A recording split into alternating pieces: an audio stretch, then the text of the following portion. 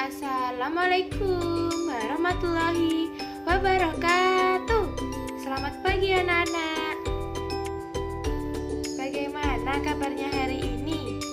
Semoga kita dalam keadaan sehat dan selalu semangat belajar. Nah, siapa yang hari ini tidak berangkat anak-anak? Oh, berangkat semua ya? Oke, sebelum memulai pembelajaran, mari kita berdoa terlebih dahulu ya anak-anak. Nah anak-anak, terbuat dari apa sih benda-benda di sekitar tempat tinggal anak-anak itu? Nah, hari ini kita akan mempelajari benda-benda yang terbuat dari kayu. Nah, kita akan belajar tema 3, subtema 1, pembelajaran 2. Terbuat dari berbagai bahan dasar. Nah, mari kita pelajari bahan pembentuk benda. Nah, benda terbuat dari kayu. Sebutkan bahan untuk membuat pensil. Nah, pensil terbuat dari kayu. Di sekitarmu banyak sekali yang terbuat dari kayu. Beberapa di antaranya adalah meja, kursi, dan lemari. Nah, kayu juga digunakan untuk membuat benda kerajinan, misalnya patung dan figura. Nah anak-anak, sebutkan bahan untuk membuat pensil.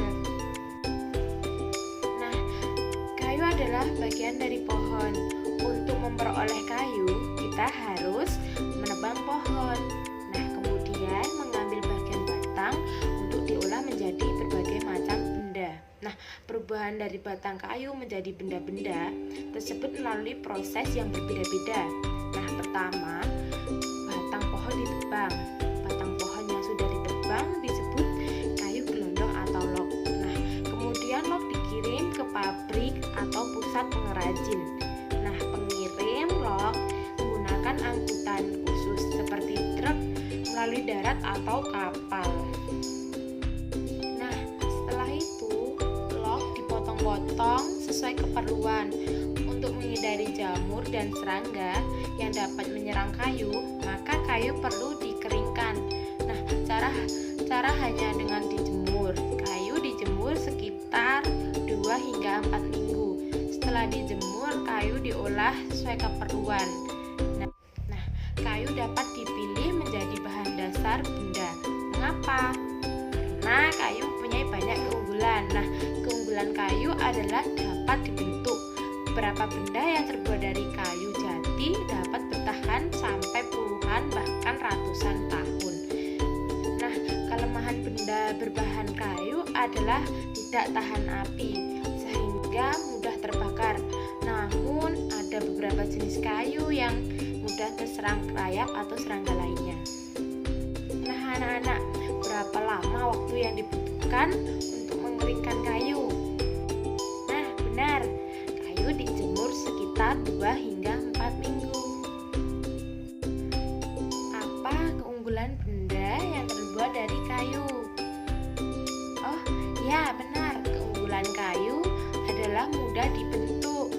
Beberapa benda yang terbuat dari kayu jati dapat bertahan sampai puluhan bahkan ratusan tahun. Tadi apa anak-anak kelemahan benda yang terbuat dari kayu? Oh ya benar, mudah terbakar dan untuk beberapa jenis kayu mudah terserang rayap atau serangga lainnya. Nah anak-anak, contoh benda yang terbuat dari kayu itu apa aja sih?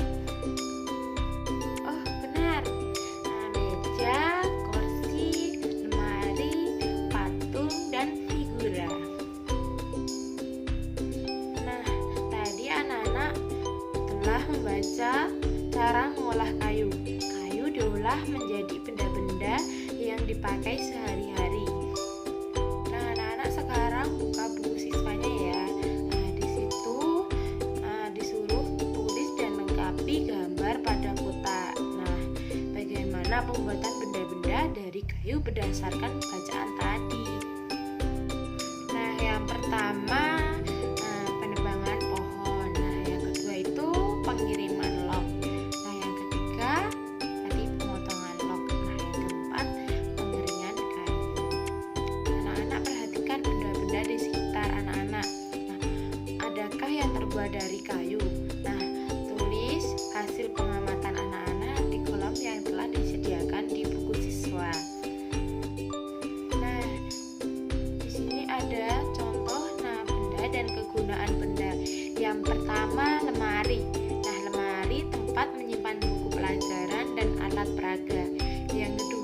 meja.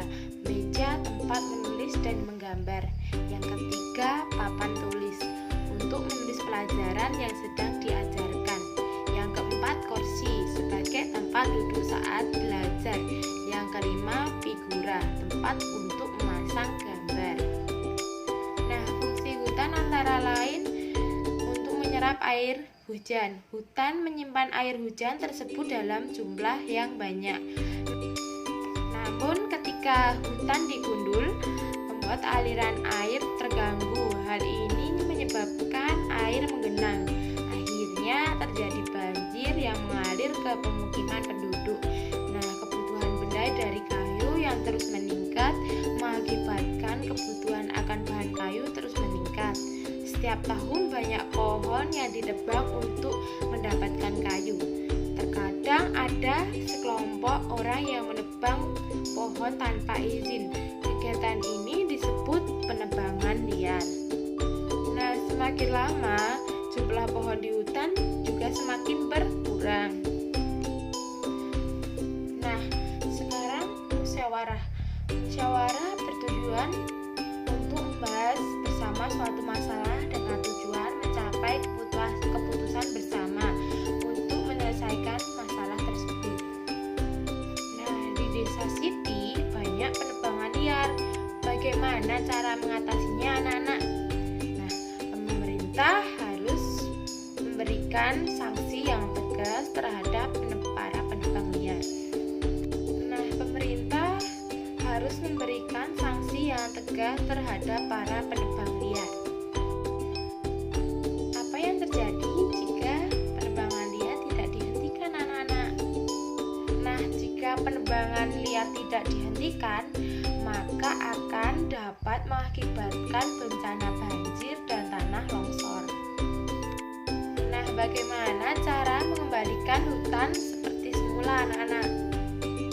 Nah, untuk mengembalikan hutan seperti semula, perlu dilakukan penghijauan pada hutan yang gundul atau reboisasi. Nah, musyawarah merupakan salah satu cara untuk mencari keputusan bersama. Nah, mengapa sih anak-anak perlu musyawarah dalam mengambil keputusan bersama itu? Nah, karena musyawarah bertujuan membahas bersama suatu masalah dengan tujuan bersama untuk menyelesaikan masalah tersebut. Nah, kayu tidak hanya digunakan sebagai bahan baku untuk membuat meja, kursi, ataupun benda kerajinan lainnya. Nah, kayu juga dapat digunakan untuk perlengkapan olahraga. Nah, seperti permainan bola kayu. Pada permainan bola kayu, perlengkapan yang digunakan adalah bola dan pemukul. Nah, bola dan pemukulnya terbuat dari kayu. Pemain harus memukul bola menuju ke gawang kecil. Gawang kecil juga terbuat dari kayu. Nah, anak-anak perhatikan gambar tersebut. Nah, sekarang kita akan melakukan kegiatan menangkap dan melempar bola. Tapi bola kayu tidak digunakan untuk melempar maupun menangkap bola. Mengapa? Nah, karena bola kayu berat. Kita akan bermain menggunakan bola yang terbuat dari plastik atau kulit sintetis. Nah, bola ini lebih ringan ketika dilempar dan ditangkap. Nah, itu ada gambar gerakan dasar melempar. Nah, kemudian itu ada gerakan dasar menangkap bola. Nah, kemudian ada gerakan kombinasi melempar dan menangkap. Nah, anak-anak, kesimpulan dari pembelajaran hari ini yaitu tadi kita sudah membahas benda yang terbuat dari kayu. Contohnya ada meja, kursi ya, anak-anak. Kemudian kita juga sudah membahas tentang musyawarah. Nah, musyawarah bertujuan untuk membahas bersama suatu masalah dengan tujuan mencapai keputusan bersama untuk menyelesaikan permasalahan tersebut. Nah, kemudian kita membahas tentang gerakan dasar melempar dan gerakan dasar menangkap bola dan gerakan kombinasi menangkap dan melempar bola. Nah, anak-anak, jika Jika ada yang kurang jelas, bisa ditanyakan kepada ibu. Kalau tidak ada, ibu akan akhiri pembelajaran hari ini. Nah, jangan lupa selalu bersyukur dan selalu semangat belajar. Nah, anak-anak, selanjutnya berdoa dahulu ya. Berdoa dimulai. Berdoa selesai. Nah, jika ibu ada salah kata, mohon dimaafkan. Kurang lebihnya ibu mohon maaf. Wassalamualaikum warahmatullahi wabarakatuh.